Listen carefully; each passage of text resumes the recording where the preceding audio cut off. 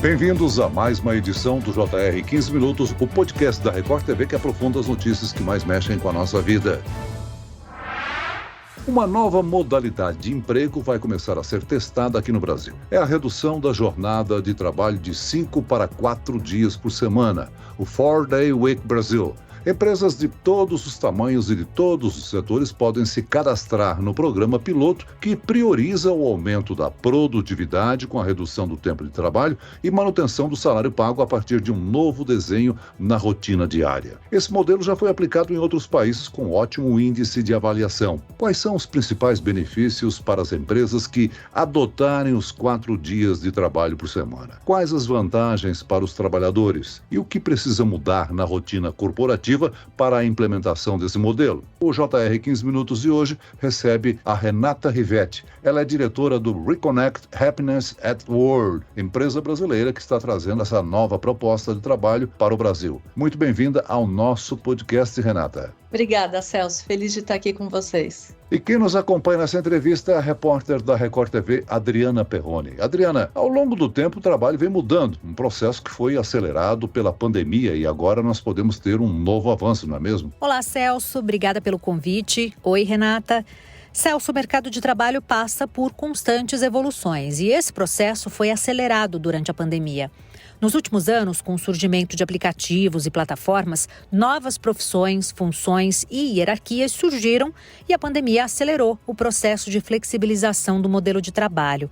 Com as restrições de circulação, aumentou o número de profissionais no trabalho remoto, o home office. Passado esse momento, muitas empresas não retornaram ao modelo tradicional, que é o presencial, e outras acabaram adotando o modelo híbrido, em que os trabalhadores se dividem entre o trabalho remoto e o presencial. Outra mudança foi a maior flexibilização dos horários. Agora, a gente pode partir para um novo momento da relação entre empregador e empregado, que é a redução dos dias de trabalho. A ideia surgiu na Nova Zelândia e já foi aplicada em países como Inglaterra, Portugal e também África do Sul. Renata, você é a representante da empresa que está trazendo essa ideia aqui para o Brasil, né?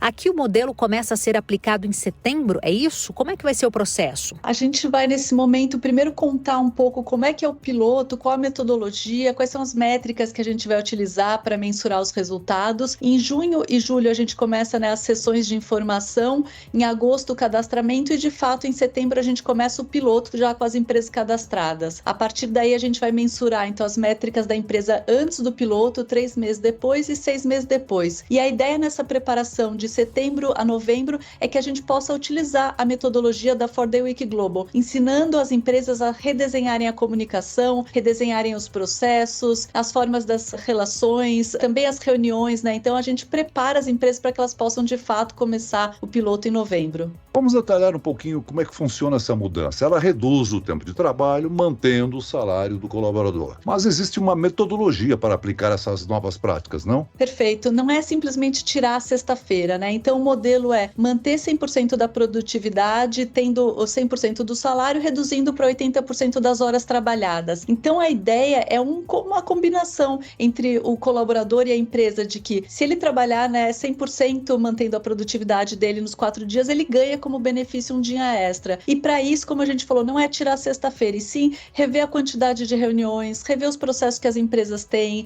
a forma da comunicação atuar, trabalhar mais de forma assíncrona. Então, é um redesenho do trabalho utilizando muito da tecnologia, O mundo mudou muito nesses 100 anos, então a ideia aqui é como é que a gente utiliza as mudanças que aconteceram também pelo trabalho remoto para que a gente possa, de fato, redesenhar a jornada de trabalho. Um dos pontos fundamentais do projeto é o aumento da produtividade.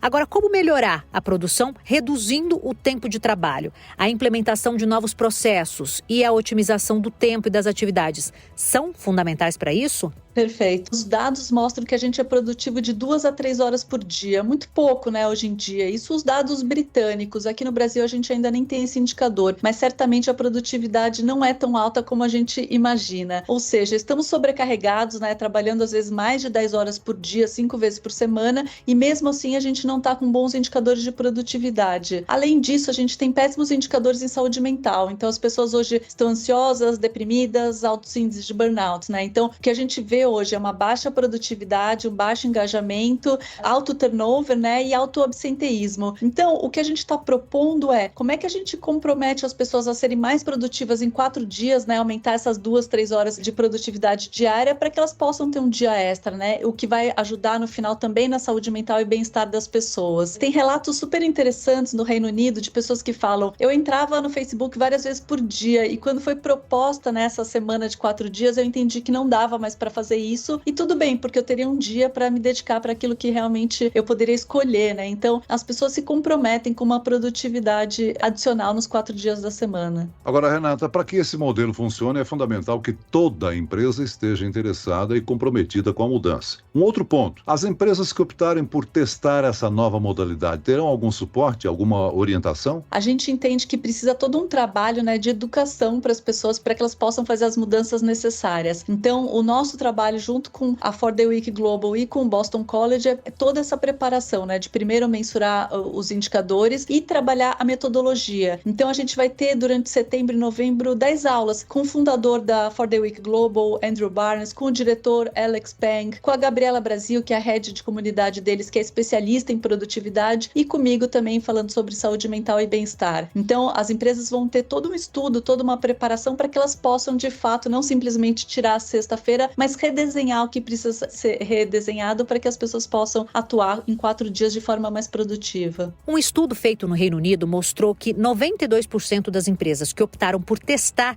esse novo modelo de trabalho decidiram continuar com a semana de 4 dias.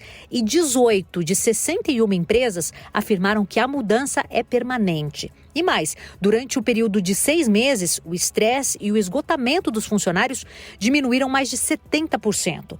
Renata, esse é um dos pontos positivos desse projeto, reduzir aí o índice de funcionários estressados e, por consequência, doentes? A gente teve vários ótimos indicadores no piloto do Reino Unido, né, que foi um piloto com 2.900 pessoas e 61 empresas. Então, de fato, as pessoas reduziram níveis de burnout, de estresse, né, conciliaram melhor vida pessoal e profissional, mas a gente teve também ganhos para a empresa, né? Então, assim, aumento de 1,4% na receita, comparando com um período similar ao ano anterior, 35% de aumento na receita, e o turnover, né, reduziu em 57%. Então, a gente vê relatos das pessoas falando, eu não voltaria para uma empresa que trabalha 5 dias, né? Então eu vou permanecer. Então é uma forma da empresa também reter os talentos. Além disso, a gente vê uma equidade de gênero, né? Então aumento da participação dos homens também nos trabalhos domésticos, também com a paternidade. Então a gente entende que no final a semana de 4 dias ela é boa para o indivíduo, né? Para o colaborador, ela é muito boa para sua família, ela é boa para a empresa porque ela traz melhores resultados e ela é boa para a sociedade também. Então é uma forma da gente talvez ter mais equidade, mais sustentabilidade. Então a gente acredita muito no modelo e nos resultados que a gente já tem visto globalmente. Renata, essa mudança que ainda vai ser testada aqui no Brasil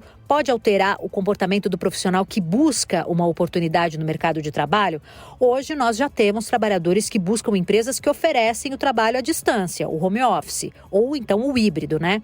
Em breve, os profissionais vão procurar um emprego pelo número de dias de trabalho? Com certeza. A gente vê no Reino Unido pessoas que falam que hoje, para trabalhar, elas vão buscar as empresas que estão fazendo a jornada de 4 dias. Então, eu acho que vai ser algo semelhante, né? Ao redor de todo o mundo. E, de fato, hoje tem pessoas que falam não voltaria para trabalhar presencial 5 vezes por semana e a gente acha que a semana de 4 dias vai passar por algo parecido como foi realmente o trabalho remoto. Agora, você é diretora de uma empresa que defende a felicidade no trabalho e uma liderança positiva. A gente pode dizer que hoje mais empresas buscam criar esse ambiente? Quando a gente começou a falar disso há alguns anos, a gente encontrou muitos obstáculos, né? Várias pessoas falando isso é totalmente utópico, o trabalho é um fardo e ponto. Hoje a gente entende que esse mundo pós-Covid, também com a entrada das novas gerações, as pessoas começaram a entender que o trabalho pode ser fonte, inclusive, de felicidade em suas vidas, né? Algo que traga realização, satisfação, até significado, propósito. Então, a gente acredita hoje que as empresas já estão muito conscientes de colocar o colaborador como um centro. A gente, de fato, tem bons resultados, né? A gente vê grandes empresas aí trabalhando já a felicidade corporativa. Eu acho que o tema da semana de 4 dias é algo parecido. Existem várias crenças, né, de que produtividade tem a ver com horas trabalhadas e de repente a gente vai mostrar, né, através de práticas e tendências evidências e pilotos, né, de que pode ser diferente, como foi com a felicidade corporativa. Agora, segundo a Harvard Business Review, funcionários infelizes têm 18% a menos de produtividade e geram 16% a menos de lucro. Mas quais pontos precisam ser explorados pela empresa para a criação de um ambiente de trabalho feliz, mais produtivo? Ótima pergunta, né? Por muito tempo se acreditou que um ambiente feliz era simplesmente dar bons benefícios e ter uma empresa colorida e bonita. E aí a gente vê que com o Covid tudo isso mudou, né? As pessoas não querem só o ambiente de trabalho que seja bonito. As pessoas querem se sentir valorizadas, as pessoas querem se sentir reconhecidas, elas querem um trabalho que faça sentido nas suas vidas, que traga senso de satisfação, de realização. Elas querem um equilíbrio entre vida pessoal e profissional, elas querem flexibilidade, né? Então a gente fala que felicidade no trabalho não é o que a empresa me dá, e sim como eu me sinto em relação às relações que eu tenho no trabalho e também aos resultados do meu trabalho. Eu perceber que meu trabalho traz um senso de significado e de realização. Esse não é um tema só da área de pessoas, e sim um tema de toda a empresa, né? Dos líderes e também das próprias pessoas para construírem esse ambiente com uma cultura mais positiva.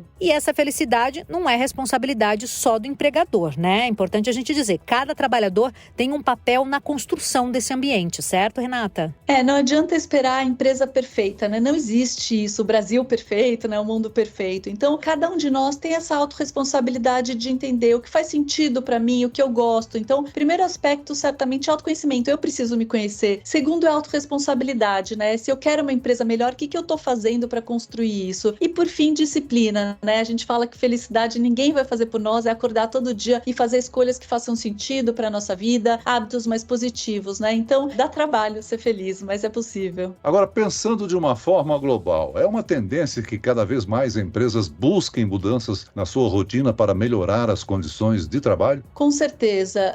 As empresas começaram a perder muitos talentos, as pessoas começaram a refletir muito sobre suas vidas, né? Esse pós-pandemia fez as pessoas refletirem quanto trabalho a gente se dedica para o trabalho, a gente vai trabalhar mais de 115 mil horas na vida. Então, é preciso um trabalho que faça sentido para a nossa vida. E as empresas que tiveram essa inovação, esse pioneirismo de focar nas pessoas, de cuidar das suas pessoas, de fato, elas têm melhores resultados. Então, a gente fala, a felicidade deveria ser o óbvio, né? O ético, mas a gente entende que também não é só porque somos bonzinhos, e sim porque gera resultado para as organizações também. Agora, essa política é favorável para todas as empresas de todos os setores? Por exemplo, quem leva vantagem? A indústria, serviço? As empresas de serviço é mais fácil implantar, né? Quando tem fábrica, tudo, existe uma escala, tem que rever os turnos, então existem desafios, mas é possível trabalhar em qualquer segmento. A gente vê aí fora do Brasil empresas já de saúde tentando implantar. O que vai precisar rever? Os turnos, as pessoas, se a redução de quantidade de dias vai precisar de mais pessoas trabalhando, e aí tem que ver o quanto que a gente ganha em turnover, em absenteísmo, né? Então tem várias análises que precisam ser feitas, mas no final a gente acredita que ela é possível para todo mundo. Não vai ser fácil, não vai ser do dia para a noite, mas a gente precisa justamente do piloto para entender como é que funciona e como é que a gente pode atuar daqui para frente. É incrível a gente pensar nessa nova realidade, principalmente olhando aqui para o Brasil, onde há muita gente desempregada, né, Renata? A gente fala que existe essa dualidade, né? Assim, a gente vê ainda pessoas lutando pelas necessidades básicas no mundo do trabalho,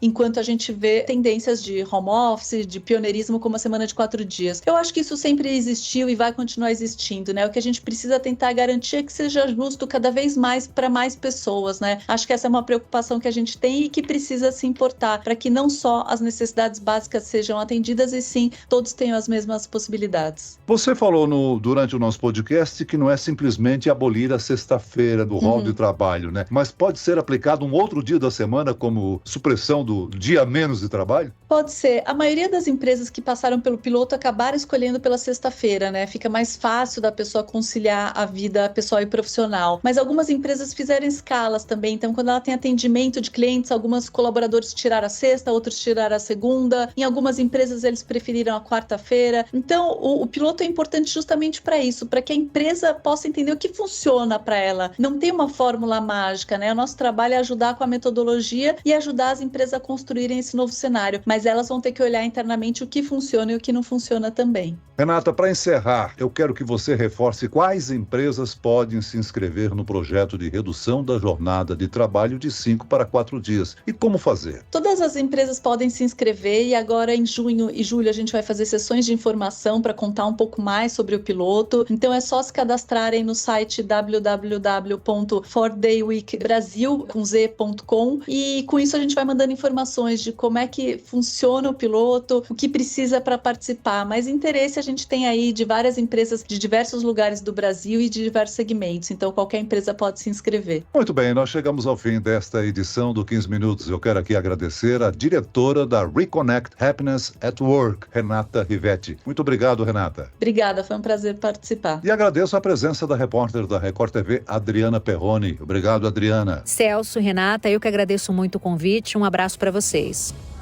Esse podcast contou com a produção de David Bezerra e dos estagiários Lucas Brito, Fernando Russo e Cátia Brazão. Sonoplastia de Marcos Vinícius. Coordenação de conteúdo, Edivaldo Nunes e Deni Almeida. Direção editorial, Tiago Contreira. Vice-presidente de jornalismo, Antônio Guerreiro. Você pode acompanhar o JR 15 Minutos no portal r7.com, nas redes sociais do Jornal da Record e nas principais plataformas de streaming. E eu, Celso Freitas, te aguardo no próximo episódio. Até amanhã.